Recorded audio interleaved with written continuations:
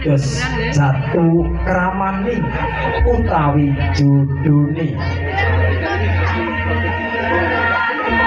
Aisang pinanganten kakung anggrut cacanelo Jawat asko rumiyin paripurno ajawat asko Aisang pinanganten kakung anggrut cacanelo jumangkah astani amida antigo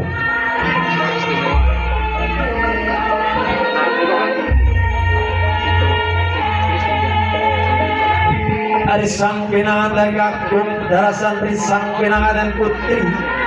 sami ajawat asko kekalihipun anggenipun lelunggan wonten madyaning agung tansah ayun bagya mulya dados keluarga ingkang sakinah mawaddah warahmah. Boten katalunggan ugi Ibu Rias Ibu Nias paring pandonga dumateng pinanganten sarigit anggenipun badhe mratitesaken adi cara panggih pinanganten ing samangke tansah pinaringan lancar atuk lutut boten enten alangan rubito nirbayonir ing sambikala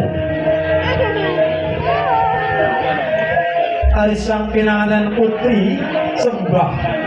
sungkem dumateng ingkang kakung boten katalungken ingkang kakung paring pangestu dumateng ingkang putri kawis tinggal saking katebian Arisang pinanganten kakung jumangkah sukunipun amida antigo Bismillahirrahmanirrahim pecah saknalika ingkang kawastanan ugi kanthi pecahipun antigo anggenipun jejodohan sareng ing samangke enggal pinaringan turut putra dalasan putri ingkang soleh dalasan solehah saged ugi kawastanan kanthi pecahipun antigo pramila risang pinanganten sarembit badhe uwal saking paugeran Romo dan Ibu badhe mandiring pribadi sigro risang pinanganten putri Rarayudita Purwati amiji sukunipun amparanipun ingkang kakung rasa asih lan sutresna Rarayudita Purwati amiji